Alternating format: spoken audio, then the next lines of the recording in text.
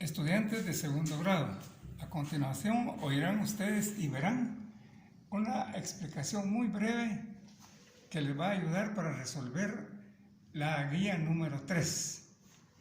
El tema es la colonización en América, que también se conoce como la época colonial en América. ¿Qué es la época colonial? Cuando ya los españoles conquistaron todas las tierras, entonces decidieron ya administrarlas, a organizarlas para obtener beneficios. Miremos la línea de tiempo. Una línea de tiempo es cómo se han dado los hechos a través del tiempo.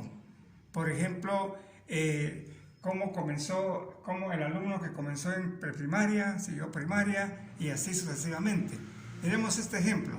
Los primeros pobladores, se recuerdan ustedes, eran los hombres prehistóricos. Después ya fueron hombres sedentarios que se establecieron en poblados. Luego ya aparecen los mayas. Los mayas ya formados en pueblos, en trabajos, etc. Y los mayas después como señoríos cuando ya llegan los conquistadores. Los mayas como señoríos. Seguidamente, después de esos dos hechos, aparece el descubrimiento de América. Esto sigue después de los mayas. Después del descubrimiento de América con Cristóbal Colón, viene la época colonial, que es lo que vamos a ver ahora, la época colonial. Después de la época colonial, sigue otro hecho histórico que lo vamos a ver en la próxima guía. Ahora tenemos la época colonial. ¿Cómo se administró? Esta es la administración. Desde España, allá empezó la organización de la época colonial. Había una institución que se llamaba la Casa de Contratación de Sevilla y una que se llamaba el Consejo de Indias. ¿Qué hacía la Casa de Contratación de Sevilla? Ella controlaba todo lo relativo al comercio y a las personas que venían a América. Eso hacía la Casa de Contratación, como que lo que producía y daba riqueza a España, eso controlaba. Y el Consejo de Indias, eso aconsejaba al rey a quién tenía que mandar como autoridad, a quién tenía que administrar, estudiaba las leyes, ¿verdad? Prohibían la esclavitud y prohibían otras cosas más. Entonces eran las dos grandes instituciones por medio del cual el rey administraba toda América. Y ahí tenemos en esta parte, ¿verdad?, las audiencias. Las audiencias, este era un grupo de personas que conocían mucho de América, ¿verdad? De ahí se desprendía la autoridad en este organizador. Primero estaban las audiencias, de ahí seguían los capitanes generales. Pedro de Alvarado fue un capitán general.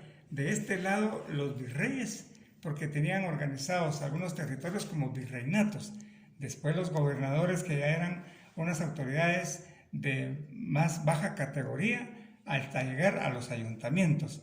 Los ayuntamientos eran de los poblados.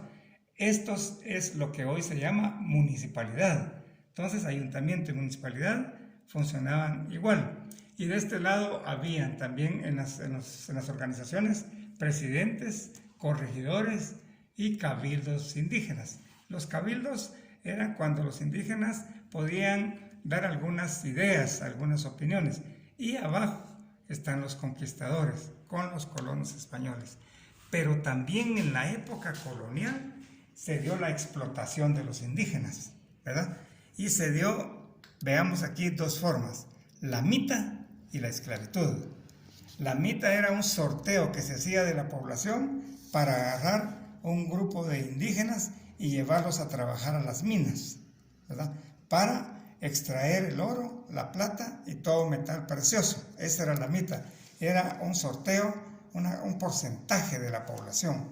La esclavitud era cuando ya aparecían los negros y los indígenas y perdían todo tipo de derecho, ¿verdad? Por eso eran esclavos.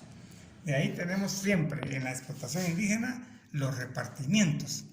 El repartimiento consistía en que según el papel que jugaba en la conquista, si era un soldado que utilizaba caballo, pertenecía a la caballería, entonces le daban una caballería, se repartían a la gente, se repartían las tierras, ese era un repartimiento, según la labor que hicieron en la conquista. y la encomienda. La encomienda era un grupo de indios, 20, 25, que se le daban a un español para que los educara, los volviera a la religión católica, para que les diera de comer y que trabajaran para él. Pero sucedió todo lo contrario, solo les exigió trabajo, trabajo y más trabajo. Bueno, pasemos ahora a la institución más fuerte después del rey, fuera la Iglesia Católica.